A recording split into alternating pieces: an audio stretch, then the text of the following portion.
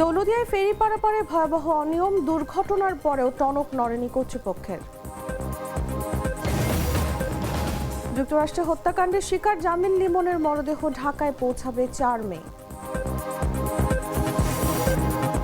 বিশ্ববাজারে জ্বালানি তেলের দাম বেড়ে 4 বছরের মধ্যে সর্বোচ্চ। পশ্চিমবঙ্গে নির্বাচনে বুথ ফেরত জরিপে বিজেপি ও তৃণমূল কংগ্রেসের মধ্যে লড়াইয়ের ইঙ্গিত। এবং বিসিবি সভাপতির পদ থেকে তামিমের পদত্যাগের খবর গুজব।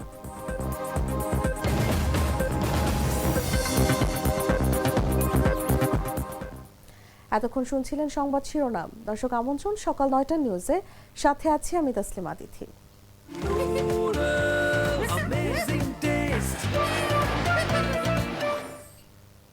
চলে যাচ্ছি পুরো খবরে। ঈদের পর মর্মান্তিক সেই বাস ডুবির 1 মাস পেরিয়ে গেছে। 26টি তাজা প্রাণ কেড়ে নেওয়া সেই ঘটনার পর নৌ মন্ত্রণালয়ের পক্ষ থেকে দেওয়া হয়েছিল কঠোর নির্দেশনা, কিন্তু দৌলতদিয়া পাটুরিয়া ফেরিঘাটের বাস্তব চিত্র বলছে ভিন্ন কথা। মন্ত্রীর নির্দেশনা যেন কেবল ফাইল বন্দিই রয়ে গেছে। বাস্তবে ঘাট জুড়ে এখনো চলছে জীবনের ঝুঁকি নিয়ে পারাপার। বিস্তারিত ইসমাইল সিরাজের বিশেষ প্রতিবেদনে সহায়তা করেছেন মানিকগঞ্জ প্রতিনিধি সজল আলী।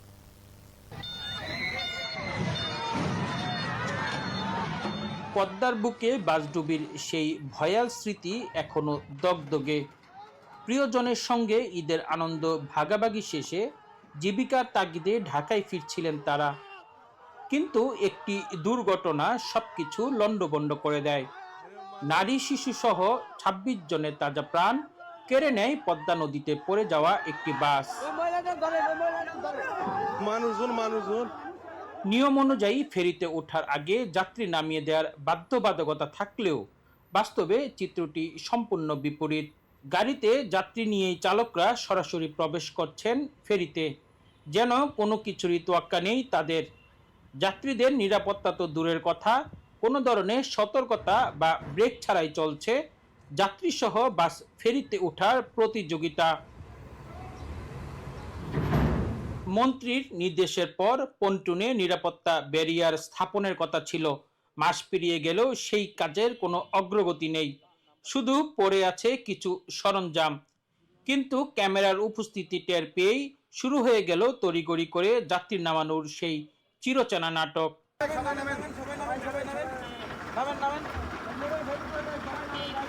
বাসে থাকা যাত্রীদের অভিযোগ, ফেরিতে ওঠার আগে যাত্রী নামানোর কথা থাকলেও তা মানছেন না চালক ও সুপারভাইজাররা। আসলে আমাদের এগুলো অসচেতনতা, আবার তারাও আমাদের কোনো ধরনের নির্দেশনা দেনে যে আপনাদের নামতে হবে, তারাও কিছু বলেনি। আমরাও আসলে নামার দরকার ছিল, এগুলো আমাদের আসলেই ভুল। আমরা তো আমাদেরকে বলেও না, আমরা বসেই ছিলাম আর কি।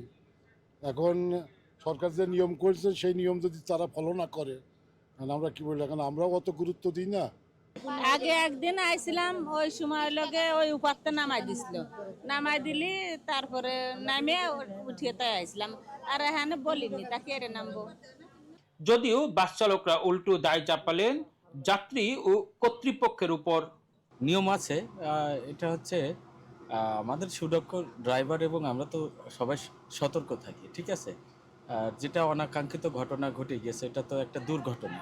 পরে আমাদের একটু ভুল হয়েছে, যেহেতু নিয়ম আছে, এটা সরকারি যে নিয়ম দিয়েছে সেই নিয়মটা আমাদের ফলো করা উচিত ছিল। আর ঘাটটা পুরো ফাঁকা রয়েছে, তো যার কারণে এটা উঠেছে। সরি, এটা নিয়ে কিছু করবেন না। মাঝে মাঝে নামায়, মাঝে মাঝে নামায় না। এখন তো নামায় নাই, এখানে তো একটা নির্দিষ্ট লোক থাকা দরকার। ফেরির যে লোক আছে, ওরা একজন যদি এখানে থাকে তাহলে ভালো হয় না। তবে খোদ ঘাট কর্তৃপক্ষের দাবি, তারা সব নিয়ম মেনেই কাজ করছেন। যাত্রী নিয়ে ফেরিতে বাস ওঠার বিষয়টি অস্বীকার করেন পাটুরিয়া ঘাট কর্তৃপক্ষ। তা আমরা 3 জন গ্রুপের অফিসার আছি, 3 গ্রুপের 3 জন। আমি শালম গ্রুপের অফিসার আর কি। তা আমার ডিউটির সময় পর্যায়ক্রমে সবসময় মোটামুটি আমি চেষ্টা করি, উপরে যখন বাসটা আসে সাথে সাথে আমি সুপারভাইজারকে ডাকি, ড্রাইভারকে বলি ভাই বাসটা রাখেন। এবং মোটামুটিভাবে বলতে পারেন যে 90% উপরে ইনশাল্লাহ আমরা এই ব্যাপারে সার্থক। আমরা দায়িত্বশীলদের এমন দাবি আর ঘাটের বাস্তবতায় ফারাক যোজন। সংশ্লিষ্টদের কঠোর নজরদারি আর চালক যাত্রীদের সচেতনতা ছাড়া ফেরিঘাট যেন এখনো এক আতঙ্কের নাম। ভয়াবহ দুর্ঘটনার পরও টনক নড়েনি কর্তৃপক্ষের। নিষেধাজ্ঞা অমান্য করে যাত্রীসহ ফেরিতে উঠছে বাস, যেন দেখার কেউ নেই। পাটুরিয়াঘাট থেকে ইসমাইল সিরাজি, জাগো নিউজ। রূপপুর পারমাণবিক বিদ্যুৎ কেন্দ্র নিয়ে জনমনে নিরাপত্তা প্রশ্ন থাকলেও প্রকল্প কর্তৃপক্ষের দাবি এটি তৃতীয় প্রজন্মের আধুনিক রিঅ্যাক্টর প্রযুক্তিতে নির্মিত, যেখানে যে কোনো অস্বাভাবিক পরিস্থিতিতে স্বয়ংক্রিয়ভাবে নিরাপত্তা ব্যবস্থা সক্রিয় হয়ে যায়। ইউরেনিয়াম 235 সমৃদ্ধ ফুয়েল প্লেট বিশেষ ধাতব রডে সংরক্ষিত থাকে, যা একত্রে ফুয়েল অ্যাসেম্বলি তৈরি করে এবং সেগুলো নিয়ন্ত্রিতভাবে রিঅ্যাক্টরে ব্যবহার করা হয়। ফলে আন্তর্জাতিক মানদণ্ড অনুসারে যথাযথ নিরাপত্তা ব্যবস্থা থাকায় কেন্দ্রটির ঝুঁকি তুলনামূলকভাবে নিয়ন্ত্রিত বলে মনে করছেন বিশেষজ্ঞরা। বিস্তারিত জাগো ডেস্ক রিপোর্টে।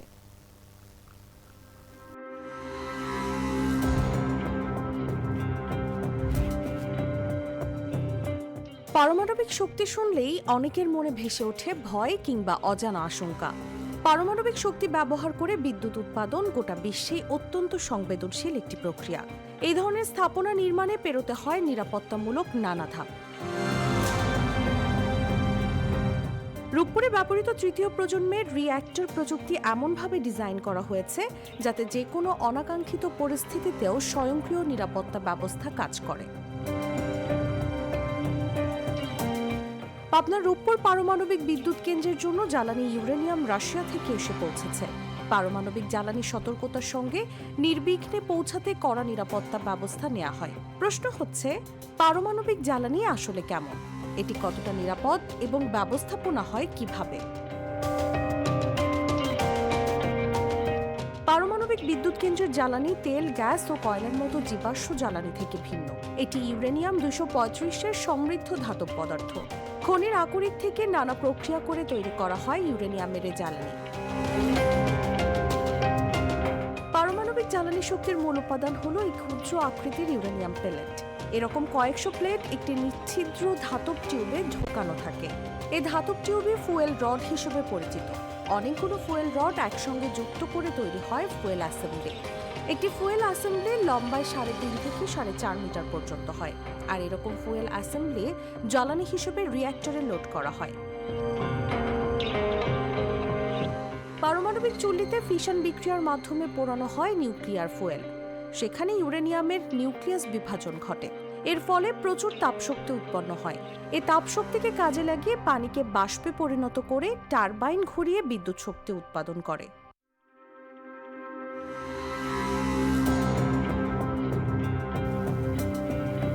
নিউজ ডেস্ক, জাগো নিউজ।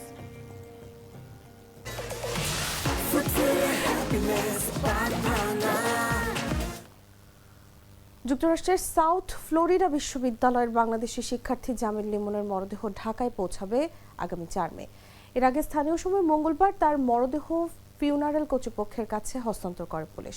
ওয়াশিংটনে বাংলাদেশ দূতাবাসের প্রেস মিনিস্টার গোলাম মর্তুজা জানান, হত্যাকাণ্ডের শিকার জামিল লিমনের প্রথম জানাজা স্থানীয় সময় বৃহস্পতিবার টাম্পা বে এরিয়ার ইসলামিক সোসাইটিতে অনুষ্ঠিত হবে। লিমনের মরদেহ ঢাকায় পৌঁছাবে আগামী সোমবার সকাল 8:40। তবে নাহিদা সুলতানা বৃষ্টির বিষয়ে আর কোনো তথ্য পাওয়া যায়নি। ওয়াশিংটনে বাংলাদেশ দূতাবাস জানায়, জামিল লিমনের মরদেহ টাম্পার ফিউনারেল কর্তৃপক্ষের কাছে স্থানীয় সময় মঙ্গলবার হস্তান্তর করে পুলিশ। মিয়ামির বাংলাদেশ কনসুলেট বাংলাদেশ কমিউনিটির সঙ্গে আলোচনা ও ইউনিভার্সিটি অফ সাউথ ফ্লোরিডার সঙ্গে সমন্বয় করে ফিউনারেল কর্তৃপক্ষের কাছে মরদেহ হস্তান্তরের সিদ্ধান্ত নেওয়া হয়। মরদেহ হস্তান্তরের আগে মিয়ামির বাংলাদেশ কনসুলেট জামিল লিমনের পরিবারের সম্মতি নিয়েছে। মুসলিম রীতিতে মরদেহের পরবর্তী সকল প্রক্রিয়া সম্পন্ন হবে।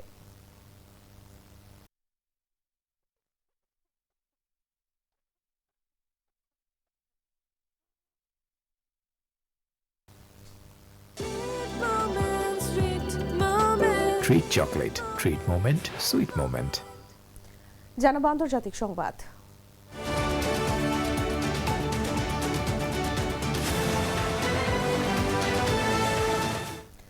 মার্কিন প্রেসিডেন্ট ডোনাল্ড ট্রাম্প জানিয়েছেন, ইরানের বিরুদ্ধে যুক্তরাষ্ট্রের নৌ অবরোধ কয়েক মাস পর্যন্ত স্থায়ী হতে পারে। এই ঘোষণার পর বৈশ্বিক বাজারে তেলের বড় ধরনের অস্থিরতা দেখা দিয়েছে। বাজার বিশ্লেষকদের মতে অবরোধ দীর্ঘায়িত হওয়ার আশঙ্কায় ব্রেন্ট ক্রুড তেলের দাম 8% বেড়ে ব্যারেল প্রতি $120 পৌঁছেছে, যা গত 4 বছরেরও বেশি সময়ের মধ্যে সর্বোচ্চ। বিশ্বের গুরুত্বপূর্ণ জ্বালানি সরবরাহ পথ হরমুজ প্রণালী পুনরায় চালু হওয়ার সম্ভাবনা ক্ষীণ হওয়ায় বাজারে উদ্বেগ বেড়েছে। এর ফলে তেলের সরবরাহ স্বাভাবিক হতে দেরি হবে বলে আশঙ্কা করা হচ্ছে। এদিকে হোয়াইট হাউসের এক কর্মকর্তা জানান, বৈশ্বিক তেলের বাজার স্থিতিশীল রাখতে এবং মার্কিন ভোক্তাদের উপর প্রভাব কমাতে সম্ভাব্য পদক্ষেপ নিয়েও আলোচনা হয়েছে। ইরান যুক্তরাষ্ট্রের মধ্যে কূটনৈতিক আলোচনা বর্তমানে স্থবির অবস্থায় রয়েছে। ইরান দাবি করেছে, কোনো সমঝোতার আগে তাদের উপর আরোপিত অবরোধ প্রত্যাহার করতে হবে। এদিকে রাশিয়ার প্রেসিডেন্ট ভ্লাদিমির পুতিন ট্রাম্পকে সতর্ক করে বলেছেন, যুক্তরাষ্ট্র ও ইসরায়েল যদি আবার ইরানের বিরুদ্ধে সামরিক অভিযান শুরু করে তবে এর গুরুতর পরিণতি হতে পারে।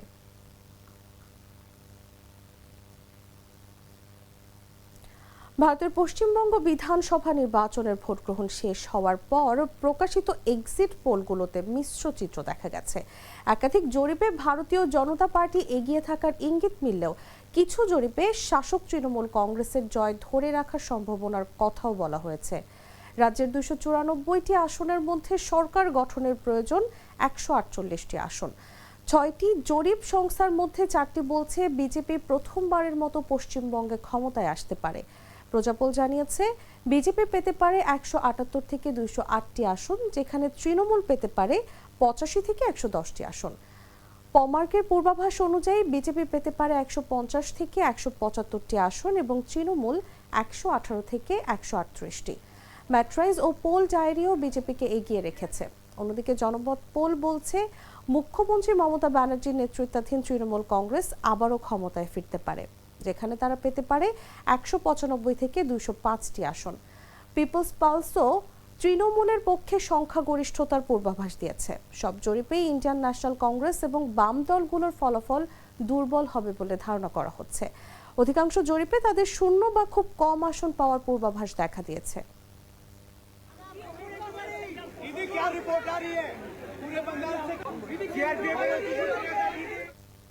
সংবাদ শেষ করব খেলার খবর জানিয়ে।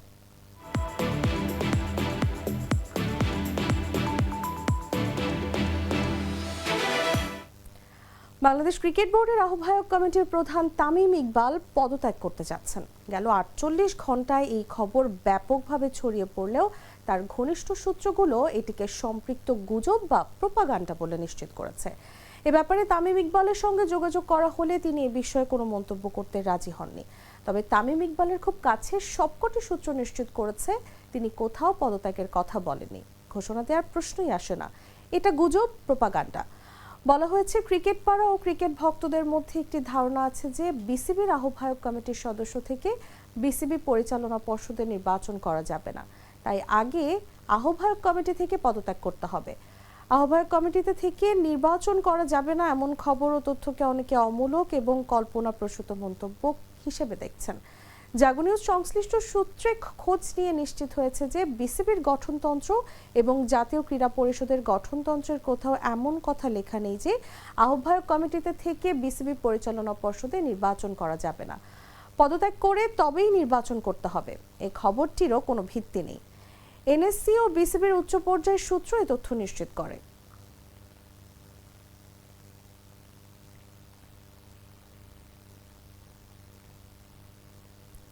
দর্শক, সংবাদ শেষ করার আগে শিরোনামগুলো জানিয়ে দিচ্ছি আরো একবার।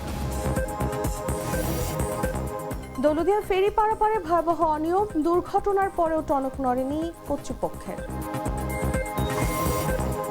যুক্তরাষ্ট্রে হত্যাকাণ্ডের শিকার জামিল লিমনের মরদেহ ঢাকায় পৌঁছাবে 4 মে। বিশ্ববাজারে জ্বালানি তেলের দাম বেড়ে 4 বছরের মধ্যে সর্বোচ্চ। পশ্চিমবঙ্গে নির্বাচনে বুথ ফেরত জরিপে বিজেপি ও তৃণমূল কংগ্রেসের মধ্যে লড়াইয়ের ইঙ্গিত। এবং বিসিবি সভাপতির পদ থেকে তামিমের পদত্যাগের খবর গুজব।